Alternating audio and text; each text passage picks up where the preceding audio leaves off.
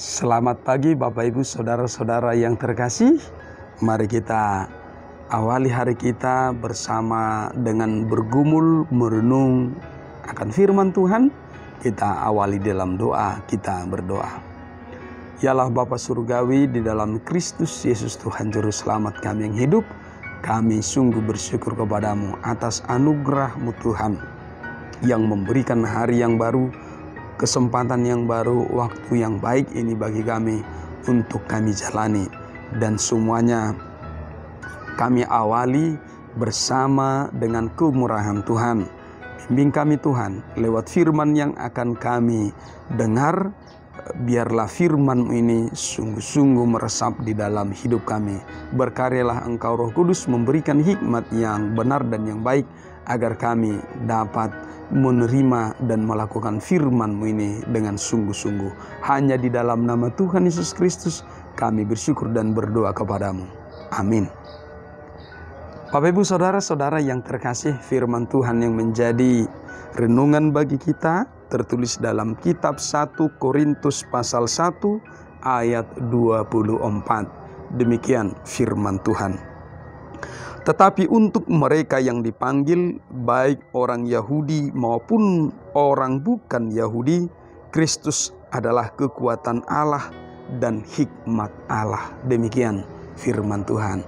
Bapak Ibu Saudara-saudara yang terkasih, dunia kita saat ini adalah dunia yang begitu mengagungkan ilmu pengetahuan, sains, logika, matematik, dan ilmu-ilmu alam lainnya yang mengukur segala sesuatu bahwa apa yang benar itu adalah apa yang masuk di dalam logika matematika manusia. Saudara-saudara yang terkasih, ketika apa yang menurut ukuran logika pengetahuan manusia itu tidak dapat diterima, maka segala sesuatu ini adalah tahayul, segala sesuatu itu adalah dongeng, segala sesuatu itu adalah kebodohan, segala sesuatu itu adalah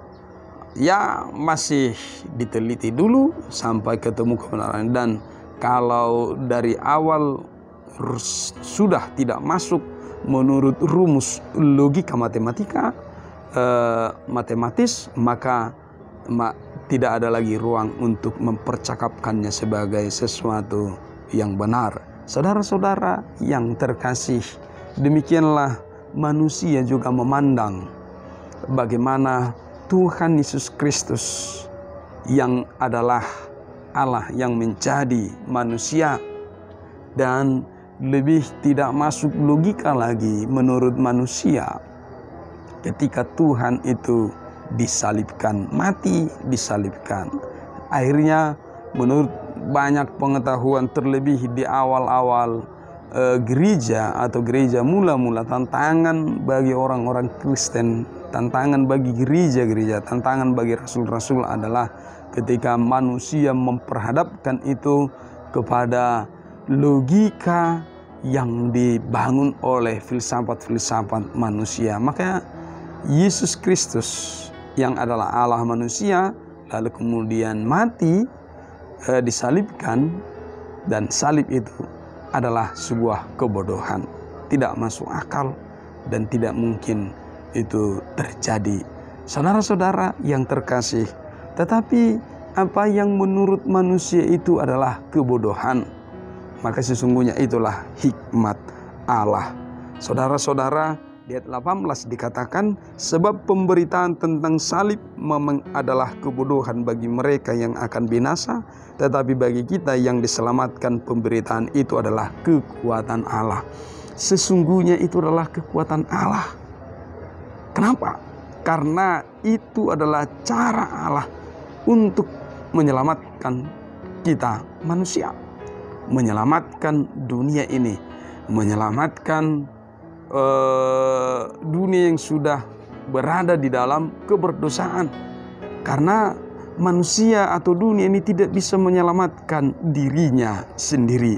Karena itu Allah sendiri berinisiatif dia menjadi manusia di dalam diri Tuhan Yesus Kristus, sehingga lewat pelayanannya, jalan yang dia tempuh itu, bahwa dosa itu selalu mengandung konsekuensi.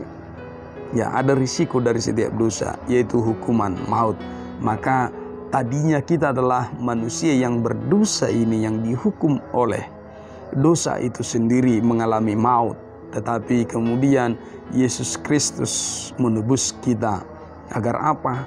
Agar upah dosa itu ditanggungkan di dalam Kristus Yesus, lalu kita menerima keselamatan itu sendiri.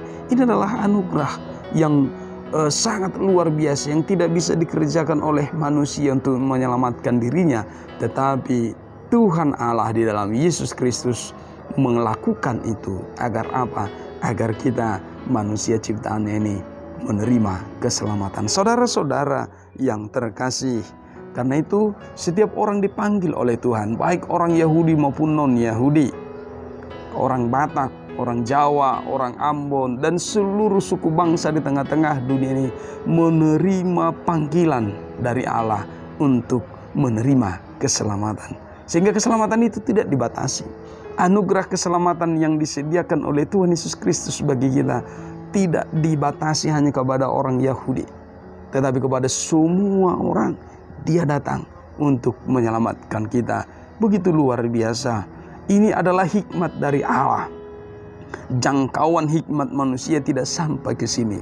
Tetapi kita begitu beruntung ketika Allah di dalam diri Tuhan Yesus Kristus memberitakan itu kepada kita, sehingga kita dimampukan untuk menerima dan memahami apa yang dikerjakan oleh Allah itu bagi kita. Saudara-saudara yang terkasih, karena itu kalaupun dunia ini atau banyak orang yang tidak percaya, atau banyak orang yang menghina, melakukan penghujatan, mentertawakan dan terus menganggap sebagai sebuah kebodohan, maka ingatlah firman ini, bahwa Allah itu adalah Allah yang maha kuasa.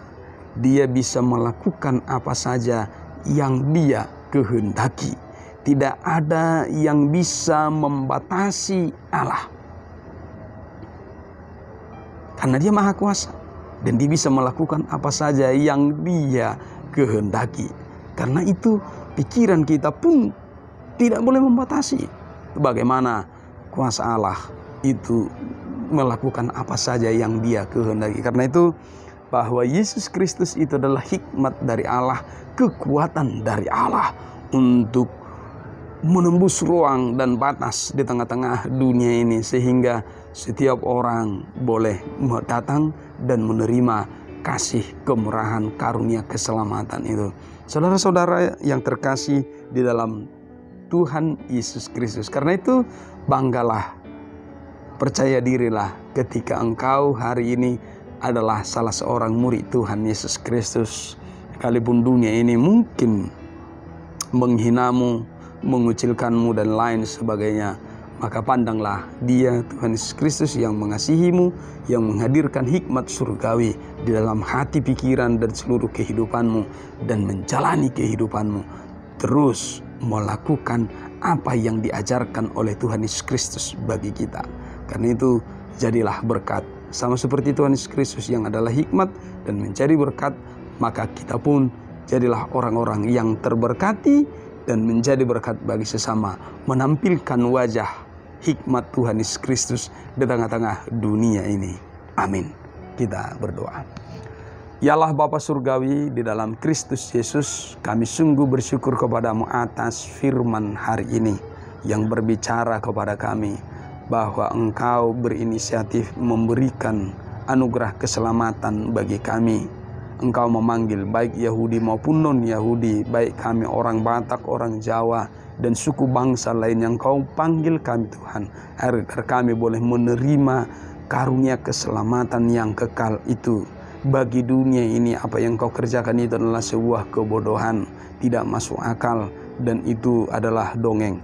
Tetapi bahwa apa yang Kau kerjakan itu sungguh-sungguh nyata, sungguh-sungguh rancangan terbaik dari Tuhan untuk menyelamatkan dunia ini.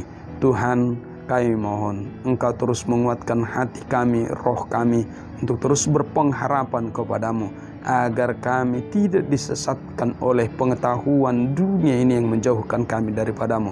Tetapi biarlah kami terus mendekat, melekat kepadamu saja, dan hanya bersandar kepada kasih kemurahan Tuhan Yesus Kristus. Terima kasih Tuhan, kami akan menjalani hari ini bersama-sama dengan Engkau. Pegang tangan kami Tuhan erat, dan jangan biarkan kami jatuh ke dalam dosa, tetapi biarlah kami semua Tuhan, orang-orang yang telah Engkau panggil dan menerima Engkau, sungguh-sungguh menjadi berkat bagi dunia ini. Hanya di dalam nama Tuhan Yesus Kristus kami bersyukur dan berdoa kepadamu. Kasih karunia dari Tuhan kita Yesus Kristus, kasih setia dari Allah Bapa, dan persekutuan Roh Kudus memberkati hidupmu hari ini, esok, dan sampai selama-lamanya. Amin. Semangat pagi, selamat pagi, Horas.